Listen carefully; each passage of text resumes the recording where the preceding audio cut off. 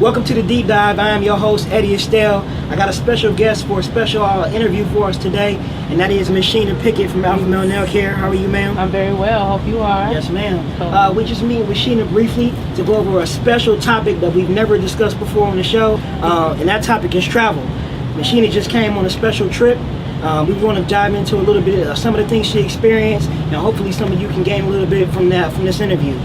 There's a quote that says, I'm in love with cities I've never been and in love with people I never met.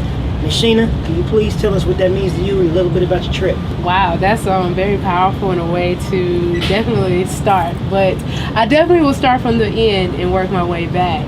Like on the last leg of our trip, just to give you background, we did 5 cities, 6 countries, 10 days, tour to Europe. So those cities included, we flew into Iceland, did the Blue Lagoon, that was dope. We did Amsterdam, Brussels, Paris, Belgium, I think that was on 5, and we did something different in every one of those cities. But on the last leg of the travel, we had to travel to Europe, or from Brussels to Iceland. At Iceland, we were going to go back to New York. When I lifted up the window in Iceland, preparing to take my flight to New York, the sign read, "Your future is prosperous."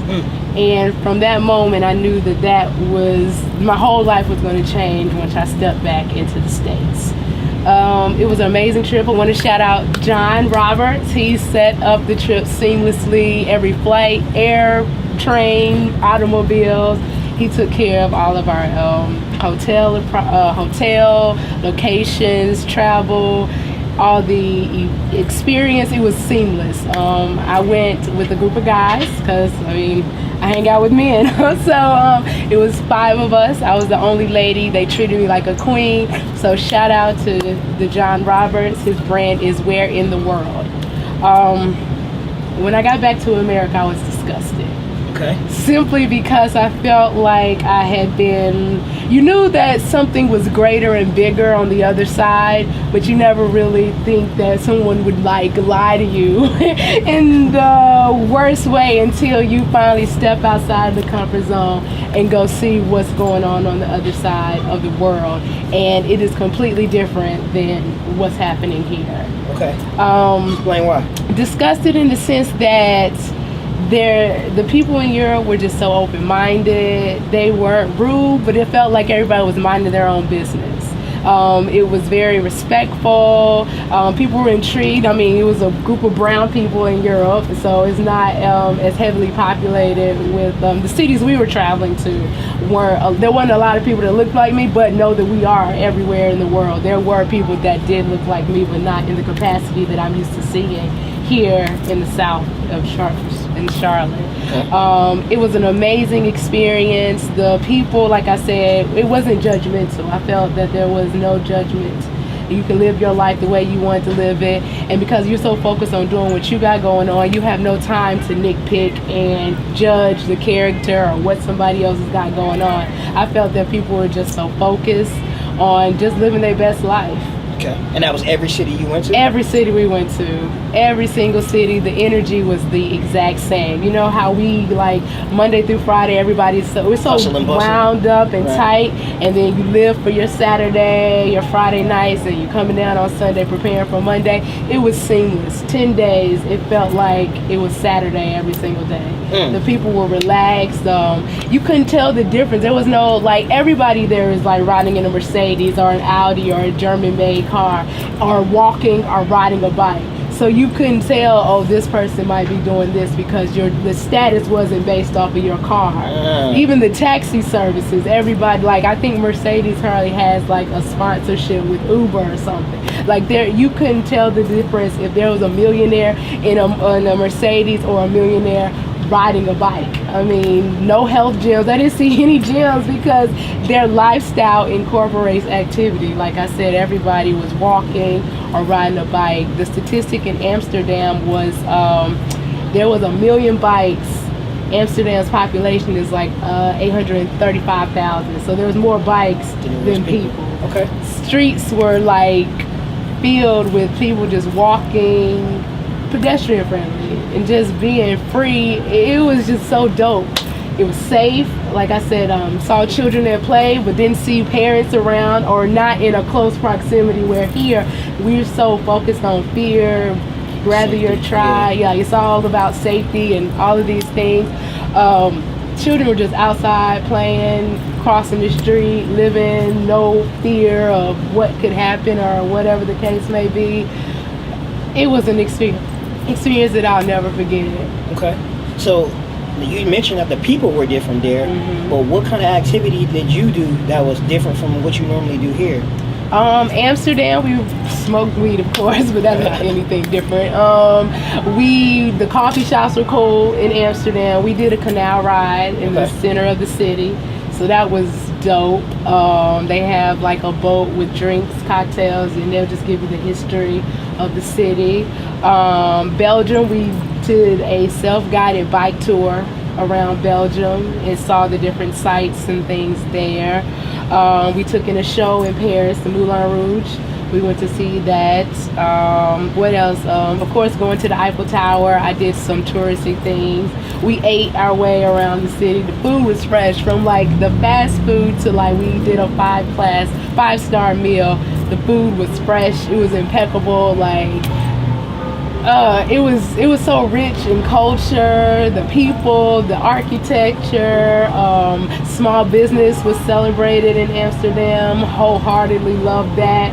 I felt literally like the House of Le Mans could sit right in the middle of Amsterdam, and we would be seamless. We'd fit right in, and the people would like fucking love us.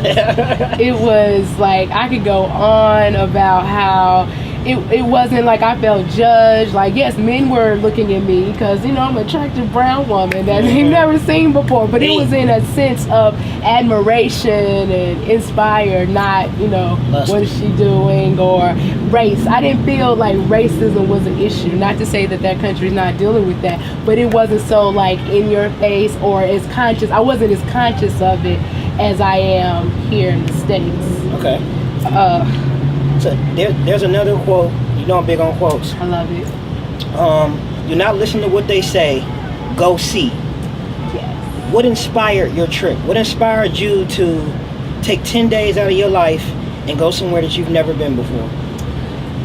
I listened to this radio program called Selection Radio, and the DJ goes around the world, different musics and genres. So literally like a year or two ago, I'm big on writing. So you're big on quotes, I'm big on writing. I feel like when you write things down, it puts into the universe that thoughts turn to things. So Amsterdam was one of my destinations, just on a humbug, and because, you know, the activity to be able to smoke vegetables in a free environment. So that was kind of one of the pulls. But even when I describe Amsterdam being my best favorite city, that like smoking would not even be one of the top 10 reasons why I love the city. But just writing a vision, it was like, I want to go to Amsterdam. Then one of my clients who travels all over the world was like, hey, we're getting a trip together, and I wanted to know if you wanted to come.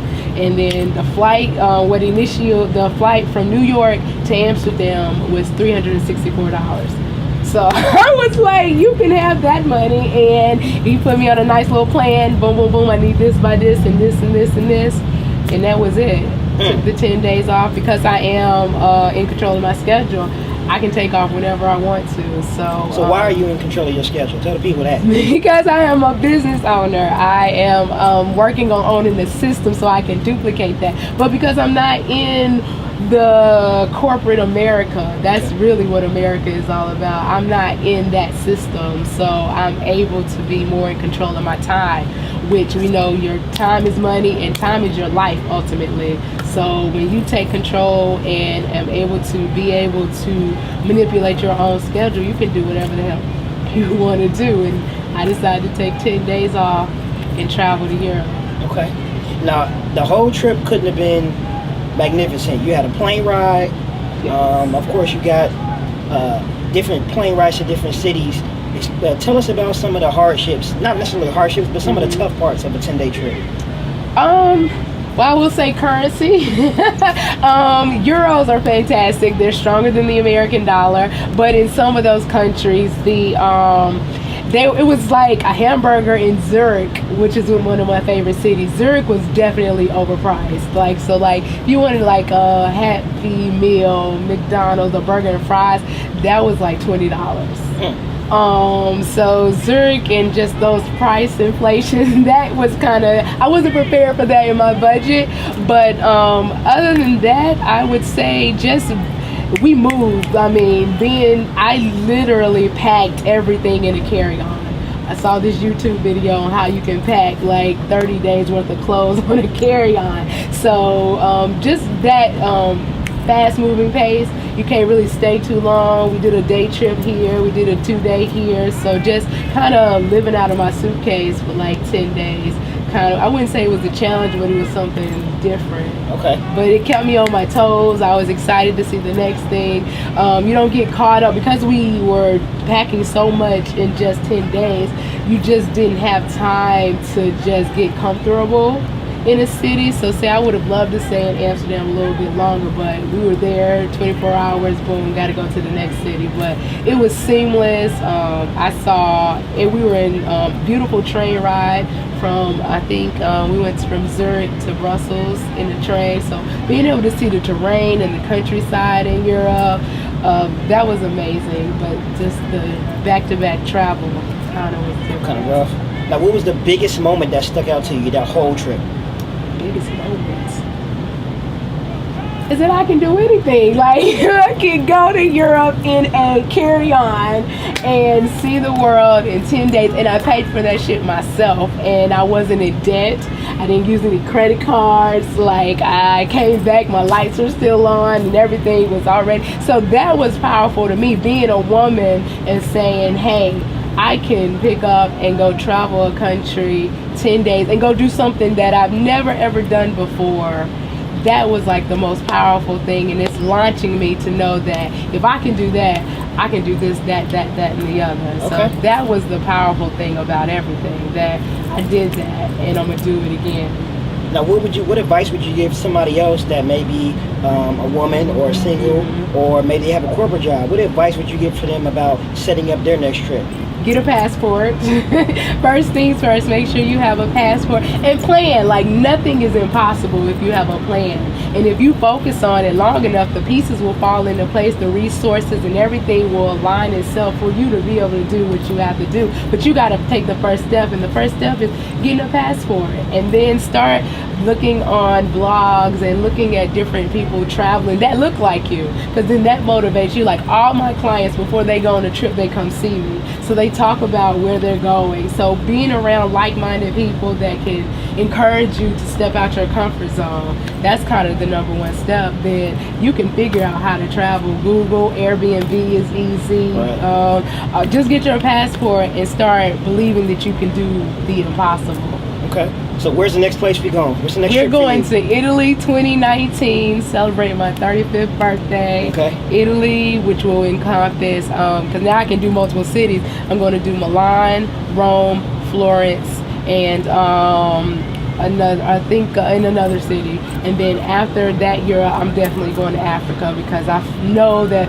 people that have told me about Africa and the way I felt about Europe, they were like, because ancestrally, you're gonna feel like welcome home. So Africa is like the next destination as well. Gotcha. Miss Sheena, before we leave, we appreciate you sharing our story with us. Because you please tell us how people can find you. Oh, well, you can find me online. I'm at AlphaMale .com. I provide men with manicures and pedicures. But social media, AlphaMale Nail Care CLT. I host a book club, Satire Sunday. That's on Instagram and Facebook. Facebook. And you can find me in Charlotte, but I'm international. Like, this is home, the headquarters here in Charlotte, but I'm all over the world. Okay, we appreciate you. I am Eddie Estell. You can find me at the Eddie Estell Experience on Instagram, and this is a DigiDreams visual film. You can find that on @DigiDream Visuals on Instagram. I want to leave you all with another quote. You know I do quotes. This is an Anthony Bourdain quote, and he says, "Travel isn't pretty. Sometimes it breaks your heart." He says, let me get my book because I almost forgot. He says, travel isn't always pretty. And it isn't always comfortable. And sometimes it hurts. Sometimes it even breaks your heart. But that's okay, because the journey changes you, as you can see. Word. And it should change you. It leaves a mark on your memory, on your consciousness, on your body, and on your heart. And you take something with you. And hopefully, you leave just a little bit behind. That's Anthony Bourdain quote. So, signing off, I'm Eddie Estell. This is the Deep Dive. And make sure, if you don't do anything else this year, you plan to go somewhere else besides home. You have a good night.